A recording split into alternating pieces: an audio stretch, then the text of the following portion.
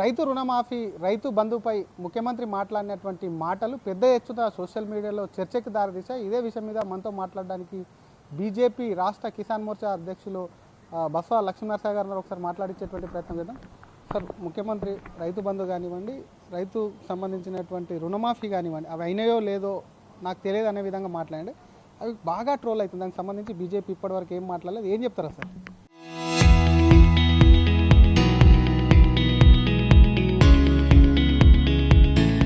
అసలు ముఖ్యమంత్రికి తెలివి ఉండి మాట్లాడిందా, తెలివి లేక మాట్లాడింది పూర్తిగా ఫార్మర్స్ అంతా, రైతులంతా కూడా ఆశ్చర్యపోతున్నారు. అంటే రైతుల గురించి అవగాహన లేని ముఖ్యమంత్రి తెలంగాణలో ఉన్నాడు అనే విషయం ఇప్పుడు ఫార్మర్స్కి, రైతులకు అందరికీ అర్థమైపోయింది. ఎందుకంటే ఆయన వరంగల్ డిక్లరేషన్లో రైతులకు అది చేస్తాము ఇది చేస్తామని చెప్పి ఎన్నో వాగ్దానాలు చేయడం జరిగింది. వాగ్దానాలు చేసి ఇంతకుముందు బీఆర్ఎస్ పార్టీ రైతు బంధు ఇస్తే దాన్ని రైతు భరోసా కింద ట్రీట్ చేసి ఎకరానికి 15,000 రూపాయలు చొప్పున ప్రతి సంవత్సరానికి ఇస్తామని చెప్పడం జరిగి ఒకేసారి రైతు భరోసానిచ్చి ఇప్పటికీ 5 పంటలైనాయి. కానీ రైతులను మోసం చేసే పరిస్థితులలో ఈరోజు రేవంత్ రెడ్డి మాట్లాడుతున్నాడు. అసలు రేవంత్ రెడ్డి రైతుల గురించి అవగాహన ఏమున్నది అనేది ఆయన మాటలలోనే మనకు కనిపిస్తున్నది. ఏంటంటే రైతుల గురించి ఆయనకు అవగాహన లేదు. రైతులకు ఏం వాగ్దానాలు చేసిండు, ఏమి చేయాలనే అవగాహన లేకుండా పిచ్చివాగుడు వాడుతున్నాడు. కాబట్టి ఈరోజు రైతులందరూ కూడా చాలా నష్టపోతున్నారు. రైతు రుణమాఫీ చేస్తామని చెప్పి రైతు రుణమాఫీ ఇప్పటికీ చేయలేదు. అదేవిధంగా రైతులకు సన్నధాన్యానికి 500 రూపాయలు బోనస్ ఇస్తామని చెప్పిండు. వాళ్ళ మంత్రులు చెప్తున్నారు ప్రతిసారి ఇస్తామని, ప్రతి పంటకు చెప్తున్నారు. దానిలో కూడా మోసం చేయడం జరుగుతున్నది. ఈ రైతు భరోసా, రైతు రుణమాఫీ, 500 రూపాయల బోనస్ ఏదైతే సన్నధాన్యానికి ఇవ్వాలనో ఇవన్నీ కూడా రైతులకు అప్పు రూపంలో తెలంగాణ ప్రభుత్వం ఉన్నది. ఇంత పెద్ద అప్పు రూపంలో ఉన్నప్పుడు ముఖ్యమంత్రి కనీసం ప్రతిసారి ముఖ్యమంత్రి ఏం చెప్తాడు, ఏ ఎలక్షన్స్ వచ్చినా కానీ ఇక అయిపోయింది, ఇక రైతు భరోసా నెక్స్ట్ నెలలో పడుతుంది. మొన్నటికి మొన్న మున్సిపల్ ఎలక్షన్స్ కంటే ముందేం చెప్పిండంటే 17వ తారీఖు నాడు ఎలక్షన్స్ అయిపోగానే రైతు భరోసాను రైతుల అకౌంట్లో టన్ పడుతుందని చెప్పి నల్గొండలో చెప్పడం జరిగింది. అంటే ఏ ఎలక్షన్స్ వచ్చినా కానీ రైతు భరోసాను వాడుకోవటానికి, రైతులను వాడుకోవటానికి ఇది రైతు భరోసా ఉపయోగపడుతున్నది. కానీ రైతుల సంక్షేమం కొరకు రైతు భరోసా ఉపయోగపడతలేదు. రైతుల పాలిట ఈ కాంగ్రెస్ ప్రభుత్వం శాపంగా మారింది. ఎందుకంటే గౌరవ ప్రధానమంత్రి మోదీ గారు రైతుల కోరు ఎన్నో సంక్షేమ పథకాలు తీసుకురావడం జరుగుతున్నది. అదేవిధంగా మన సబ్సిడీ రూపంలో ఫెర్టిలైజర్ ఇవ్వడం జరుగుతున్నది, సీడ్స్ ఇవ్వడం జరుగుతున్నది. అన్ని రకాలుగా వారు సహాయం చేస్తుంటే, ఎందుకంటే ఎంఎస్పీ ఇచ్చేసి పెద్ద ఎత్తున ధాన్యాన్ని కూడా మన తెలంగాణలో కొనడం జరుగుతున్నది. దాన్ని వాళ్ళు ఈ తెలంగాణ ప్రభుత్వము వారి ఖాతాలో వేసుకొని మేమే ధాన్యం కొంటున్నట్టు వాళ్ళు చెప్పుకోవడం జరుగుతున్నది. కానీ వేల కోట్ల రూపాయలను కేంద్ర ప్రభుత్వం ఇస్తేనే ఇక్కడ ఒక బ్రోకర్ లాగా, ఒక ఏజెంట్ లాగా తెలంగాణ ప్రభుత్వం ఉండి ధాన్యాన్ని కొనుగోలు చేయడం జరుగుతున్నది. సో ఇవన్నీ కూడా కేంద్ర ప్రభుత్వ పథకాలన్నీ కూడా ఈ రాష్ట్ర ప్రభుత్వంలో వారి పథకాలుగా రూపొందించుకోవడం జరుగుతున్నది. కానీ తెలంగాణలో ఎవరైతే వాగ్దానాలు చేసిందో తెలంగాణ ప్రభుత్వం, కాంగ్రెస్ ప్రభుత్వము, రైతు భరోసా కానీ, రైతు రుణమాఫీ కానీ, 500 రూపాయల బోనస్, సన్నధాన్యానికి బోనస్ కానీ అవి ఇవ్వకుండా రైతులను మోసం చేస్తున్నది. దీని మీద పూర్తి స్థాయిలో భారతీయ జనతా పార్టీ రాబోయే రోజుల్లో పెద్ద ఉద్యమం తీసుకొస్తుంది. ఎందుకంటే రైతులందరికీ కూడా ఇప్పుడే అర్థమైపోయింది ఈయన పిచ్చి ముఖ్యమంత్రి అని చెప్పి. అంటే రైతులకు ఏం చేస్తున్నాడు, ఏం చేస్తలేడని కూడా తెలియకుండా మాట్లాడుతున్నాడు. కాబట్టి రైతులందరూ కూడా ఎంతో ఆగ్రహంతో ఉన్నారు. మేము రైతులను చైతన్యపరుస్తాము. ఇప్పుడు రాబోయే ఈ అసెంబ్లీ సమావేశాలలో మా భారతీయ జనతా పార్టీ ఎమ్మెల్యేలందరూ కూడా ఒత్తిడి తీసుకురావడం జరుగుతుంది. అదేవిధంగా పెద్ద ఎత్తున కూడా మేము ఉద్యమాన్ని చేయడానికి సమాయత్తం అవుతున్నాం. ఇప్పటికే మీరు సిఎస్ను కలిశారు, అగ్రికల్చర్ సంబంధించిన ఆఫీసర్లను కూడా కలిశారు. వాళ్ళ నుంచి ఇది వరకు మీకు ఎటువంటి రిపోర్టు కానీ వారికి సంబంధించినటువంటి రిప్లై కానీ రాలేదా? మేము మొదటగా అగ్రికల్చర్ కమిషనర్ గారిని కలవడం జరిగింది.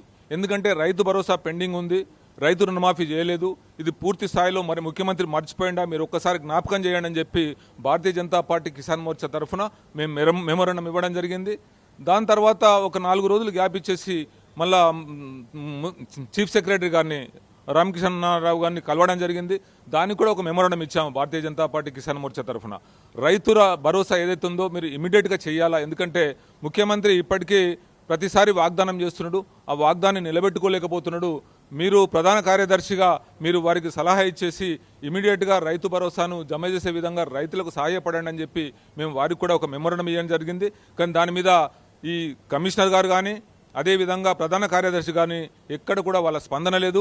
ఏదైనా కానీ ముఖ్యమంత్రి డిసిషన్ మీద ఆధారపడి ఉంటుందనే విషయాన్ని కూడా వాళ్ళు చెప్పడం జరిగింది. ముఖ్యమంత్రి మరి 17th నాడు వేస్తానని చెప్పడం జరిగింది కదా, మరి 23వ తారీఖు నాడు ఈ మంత్రివర్గ సమావేశం ఉన్నది. మంత్రివర్గ సమావేశంలో డిసిషన్ తీసుకుని వేస్తారని చెప్పడం జరిగింది. కానీ ఇంతవరకు దాన్ని ఊసేలేదు. పూర్తి స్థాయిలో రైతులను మోసం చేయడానికి ఈ రేవంత్ గారి ప్రభుత్వము, కాంగ్రెస్ ప్రభుత్వము పనిగట్టుకొని రైతుల పాలిటి శాపంగా మారింది. ముఖ్యంగా ఈయన రేవంత్ రెడ్డి గారు మాట్లాడే విధానం చూస్తుంటే ఆయనకు నిజంగా మతి భ్రమించి మాట్లాడుతున్నాడా అంటే ఆయన లెక్కలు ఎంత బడ్జెట్ వస్తున్నది, ఎంత బడ్జెట్ పోతున్నది, మనం ఎంత రైతులకు ఇస్తున్నాము అనే విషయం కూడా తెలియకుండా మాట్లాడుతున్నాడంటే పూర్తిగా మతి భ్రమించి మాట్లాడుతున్నాడని చెప్పి ఈరోజు రైతులందరూ కూడా ఆశ్చర్యపోతున్నారు. ఏం చేయబోతున్నారు? అసెంబ్లీ సెషన్కు సంబంధించిన ఎమ్మెల్యేలతో మాట్లాడించబోతున్నారా? అసెంబ్లీ ముట్టడిస్తారా? ఏం చేస్తారు? ఇదివరకే మా ఎల్పీ నాయకులు అందరూ కూడా సమావేశమైపోయి మేము ఆదిలాబాద్లో దాన్ని గురించి రైతుల పక్షాన ఒక మీటింగ్ పెట్టడం జరిగింది. చాలా పెద్ద ఎత్తున రైతులు కూడా రావడం జరిగింది. వారందరూ కూడా ఒకటే, ప్రతి రైతు కూడా తెలంగాణలో ఉన్న రైతు కూడా కోరుకునేది ఒకటే, రైతు భరోసా ఇప్పటిదాకా మీరు 15,000 రూపాయలు ఇస్తామన్నది బాకీ ఎంతున్నదో అంత పూర్తి స్థాయిలో వాళ్ళు చెల్లించాలా. అదేవిధంగా 2 లక్షల రుణమాఫీని పూర్తి స్థాయిలో చెల్లించాలా.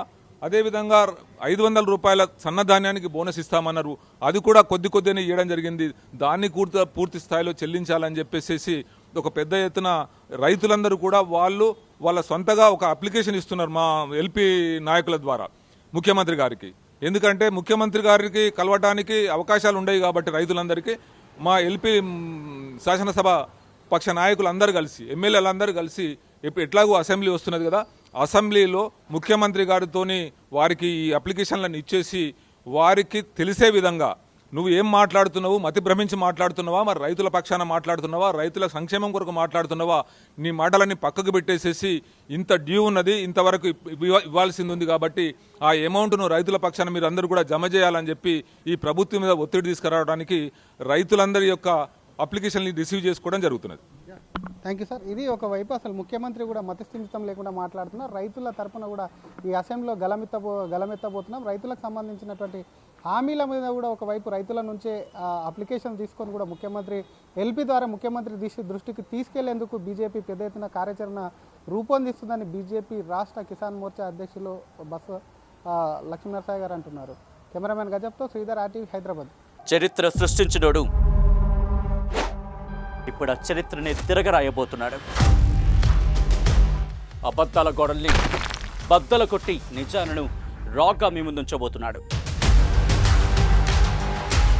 నిజమైన వార్తల కోసం వెంటనే డౌన్లోడ్ చేసుకోండి రా యాప్ని.